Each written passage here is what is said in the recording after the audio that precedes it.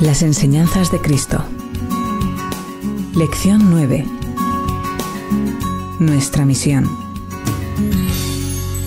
Hola, querido. El tema de este estudio es lo que Jesús enseñó con relación a la misión. Es simple, pero como todas las cosas simples de Jesús, es al mismo tiempo profundo este asunto. Hay mucha gente que piensa que desde el momento que Israel no aceptó a Jesús, entonces Dios descartó a Israel.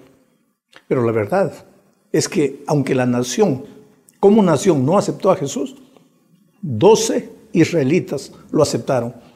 Y con ellos Jesús empezó a establecer la iglesia cristiana, que nada más es la continuación espiritual del pueblo de Israel literal. Ahora, lo interesante es que cuando Jesús llamó a los 12, les dijo que los llamaba para hacerlos pescadores de hombres. En otras palabras, el propósito del llamado era la misión. No existe llamado sin misión. Pedro, que fue uno de los que aceptó el llamado para ser un discípulo, más tarde ese Pedro escribió en 1 de Pedro, capítulo 2, versículo 9, lo siguiente: pero ustedes son linaje escogido, real sacerdocio, nación santa, pueblo que pertenece a Dios, para que proclamen las obras maravillosas de aquel que los llamó de las tinieblas a su luz admirable. Sabes, mi amigo, la iglesia existe para. Esta preposición para expresa la razón de su existencia. Y Jesús lo dejó bien claro al decir en Mateo 5, 14 al 16, lo siguiente: ustedes son la luz del mundo. Una ciudad en lo alto de una colina no puede esconderse, ni se enciende una lámpara para cubrirla con un cajón. Por el contrario, se pone en la repisa para que alumbre a todos los que están en la casa. Hagan brillar su luz delante de todos, para que ellos puedan ver las buenas obras de ustedes y alaben al Padre que está en el cielo. Permíteme desarrollar primero el concepto de la luz. Mientras Jesús estaba en esta tierra, Él era la luz del mundo. Hoy lo somos nosotros. Él dijo que nosotros seríamos la luz del mundo. ¿Cuál es la misión de la luz? Alumbrar. Ahora, la otra pregunta es: ¿y cómo cumple la luz su misión? No hace ninguna campaña para alumbrar. Simplemente alumbra, porque es luz. Lo único que necesitas para iluminar un mundo dominado por las tinieblas es la luz. La mejor manera de alumbrar un lugar oscuro es prender la luz. Habiendo luz, ya no hay tinieblas. Nosotros somos la luz de este mundo. Iluminar este mundo de pecado con la luz del Evangelio es cumplir la misión. Todo lo que necesitamos para evangelizar el mundo es que cada cristiano se convierta en luz. Por eso Jesús dijo: una ciudad asentada sobre un monte no se puede esconder. Es imposible que la luz no alumbre. Si cada cristiano es una lámpara encendida, si cada uno refleja la gloria de Dios, es imposible que el mundo deje de ser evangelizado. Lo primero que necesitamos para hacer evangelismo es de cristianos que hayan encarnado el Evangelio en sus vidas. Ahora, si creemos que eso es obvio y estamos más preocupados en descubrir estrategias y métodos para aumentar el número de miembros, ya empezamos de manera equivocada y con toda seguridad fracasaremos. El Señor Jesús repitió este concepto de evangelización muchas veces. En esta misma ocasión, antes de hablar de la luz, dijo: vosotros sois la sal de la tierra. ¿Cuál es la misión de la sal? Dar sabor a los alimentos. ¿Y cómo la sal cumple su misión? No realiza ninguna campaña, simplemente se diluye entre los elementos de la comida y les transforma el sabor. Nosotros somos la sal de esta tierra. Necesitamos movernos entre los seres humanos, reflejando la gloria de Dios, y transformaremos entonces hasta las propias estructuras del mundo. Ni la sal, ni la luz que simbolizan la iglesia de Dios cumplen su misión por campañas. Mientras los miembros no asuman su papel de luz y de sal, viviremos inventando métodos. ¿Para qué? Para sustituir a la verdadera misión evangelizadora que Cristo dejó a su iglesia. Este asunto es muy importante y muy serio. Bueno, hasta aquí vimos que en la mente de Cristo cumplir la misión no era simplemente un asunto de hacer, sino principalmente de ser. Por eso Jesús dijo, vosotros sois la sal, vosotros sois la luz. Jesús iba a la esencia de la misión evangelizadora y repitió este concepto poco antes de irse. Al terminar los 40 días después de haber resucitado, amonestó lo que encontramos aquí en Hechos capítulo 1, versículo 8. Pero cuando venga el Espíritu Santo sobre ustedes, recibirán poder y serán mis testigos, tanto en Jerusalén como en toda Judea y Samaria y hasta los confines de la tierra. Serán mis testigos. Un testigo es alguien que tuvo una experiencia personal con lo que testifica. Es algo que vio, que oyó.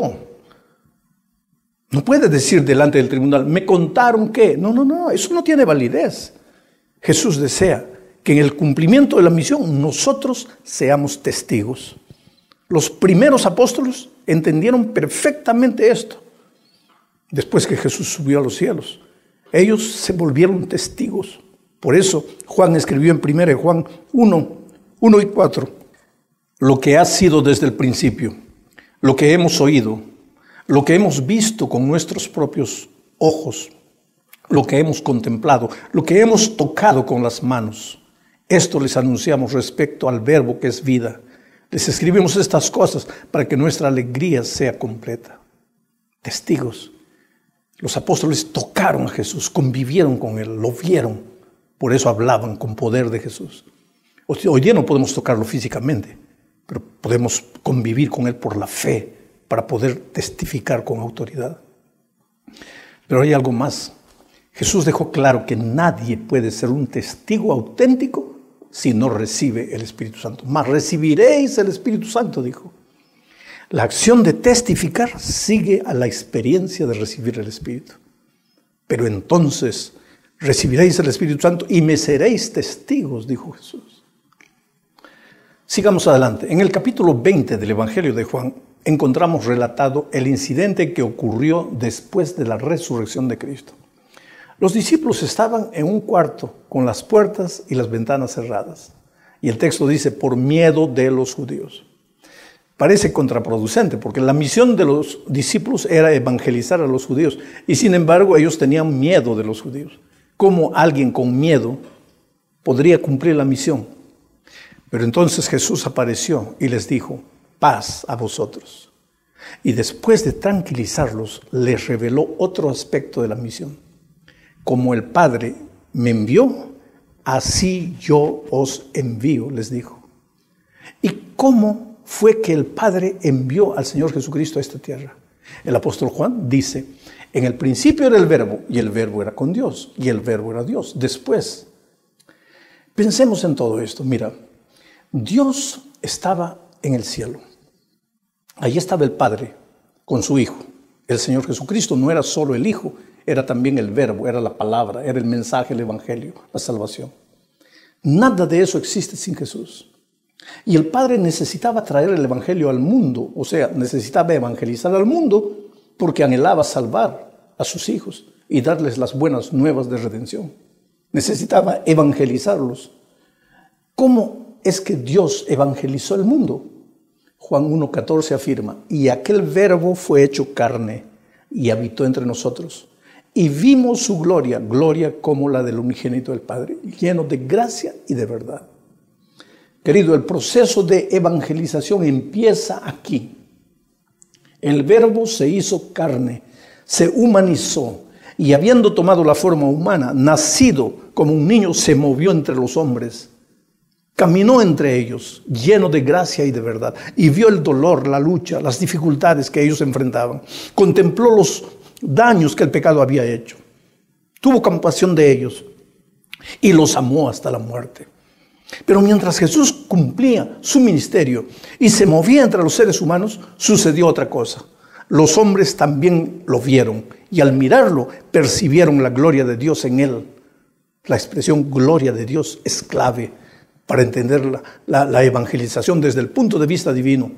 El mundo en los días de Jesús fue evangelizado porque el evangelio se hizo carne y anduvo entre los hombres reflejando la gloria del Padre.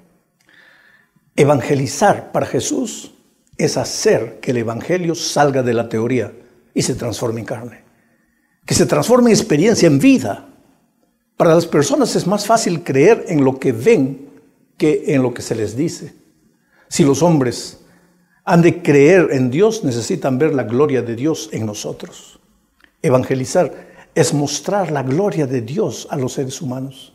Esa gloria es el carácter de Dios. Fue de esa manera que Dios evangelizó al mundo. En Juan 14:9, Jesús afirma lo siguiente: quien me ha visto a mí, ha visto al Padre. Jesús era la encarnación del evangelio. Él era la luz que vino a alumbrar este mundo de tinieblas. En Él estaba la luz. Y la vida era la luz de los hombres. Querido, por eso el cristiano tiene que nacer y crecer. Por eso el cristiano tiene que vivir una vida de comunión permanente con Cristo, porque es a través de esa comunión que el carácter de Jesucristo va reproduciéndose. La gloria de Dios se ve, y cuando el cristiano anda por las calles reflejando la gloria de Dios, las personas se aproximan, las personas creen en el evangelio que los cristianos predican. Otro aspecto de la misión Jesús reveló en Mateo capítulo 28, versículos 18 al 20. Jesús se acercó entonces a ellos y les dijo: se me ha dado toda autoridad en el cielo y en la tierra. Por tanto, vayan y hagan discípulos de todas las naciones, bautizándolos en el nombre del Padre, del Hijo y del Espíritu Santo, enseñándoles a obedecer todo lo que les he mandado a ustedes, y les aseguro que estaré con ustedes siempre hasta el fin del mundo. ¿Sabes que en el original griego la única expresión que está en el modo imperativo es hagan discípulos? Los otros tres verbos, ir, bautizar y enseñar, están en el gerundio. Quiere decir, literalmente el texto podría ser traducido de esta manera: hagan discípulos, yendo, bautizando y enseñando. La orden de Cristo no es simplemente bautizar, oír o enseñar. La orden de Cristo es hacer discípulos usando los instrumentos de ir, bautizar y enseñar. Es apenas, la misión, querido, no es apenas aumentar el número de miembros. La misión verdadera que Cristo nos dejó es hacer discípulos. El asunto es que no se hace o no se forma un discípulo en una hora o con un seminario de fin de semana, ni siquiera con un curso de 6 meses. La formación de un discípulo requiere tiempo, convivencia con el maestro y aprendizaje constante. Es un proceso que tiene comienzo, pero jamás termina. El verdadero cristiano se transforma en un discípulo y el discípulo se reproduce de manera natural. No puede permanecer en silencio. Necesita comunicar su fe, transmitir a otros el mensaje de amor que transformó su vida. En la Biblia no vemos la diferencia entre el creyente y el discípulo, porque ambos son la misma cosa. Ser llamado a creer en Cristo, bíblicamente significa haber sido llamado a ser un discípulo. El último aspecto de la misión presentado por Jesús está en Marcos capítulo 16, versículo 15. Déjame leer. Les dijo: vayan por todo el mundo y anuncien las buenas nuevas a toda criatura. El verbo predicar, anunciar, keruso en griego, no enfatiza solo el hecho de hablar, sino anunciar, predicar. Keruso se refiere a todos los esfuerzos para que el evangelio sea proclamado.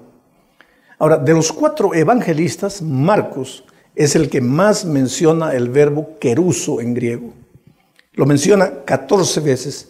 Y es interesante saber que es el mismo verbo que encontramos en Apocalipsis 14, cuando el ángel que simboliza al remanente aparece con la misión de proclamar el evangelio, de keruso el evangelio. La razón de la existencia de la iglesia es proclamar el evangelio. Y no se refiere solo a hablar, sino a todas las cosas que se puede hacer para que el evangelio sea conocido. Nosotros existimos para proclamar el evangelio. Y todo en la vida solo tiene razón de existir únicamente si cumple con su propósito.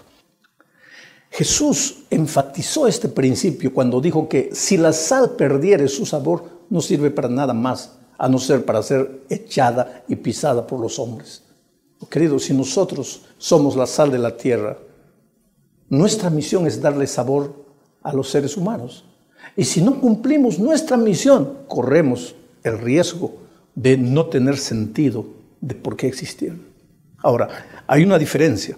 Los discípulos tenían la misión de predicar a las ovejas perdidas de la casa de Israel, pero nosotros tenemos la misión de proclamar el Evangelio a toda nación, tribu, lengua y pueblo. Pues que Dios nos ayude para que este estudio nos lleve a encarnar el Evangelio en nuestra experiencia y ser testigos del Maestro por donde vayamos. Cuando tú revisas las enseñanzas de Jesucristo, en ningún momento vas a encontrar el hecho de que Jesús quería tener un club de cristianos lindos que se reúnan los sábados para cantar, para escuchar un sermón, para hacer un programa bonito. Tú no vas a encontrar eso, querido.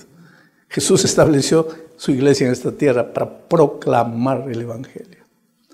La iglesia no puede transformarse en un club religioso donde sus miembros van para pasar un sábado bonito. No, la iglesia debe cumplir su misión durante la semana y el sábado debe congregarse en la iglesia para que cada uno cuente lo que ha hecho en favor de la testificación y muestre a las personas a quienes está trayendo para Cristo. Esa iglesia es una iglesia que crece. Esa iglesia es una iglesia madura. Esa iglesia es una iglesia que refleja el carácter de Dios. Esa iglesia es la iglesia que Jesús quiere encontrar cuando Él vuelva a esta tierra. No que esté errado cantar o escuchar un buen sermón o tener un buen programa, pero cuando solo el programa se vuelve el centro de la experiencia de la iglesia, es hora de repensar nuestros valores, es hora de meditar para dónde estamos yendo y qué es lo que estamos haciendo. Que Dios nos bendiga.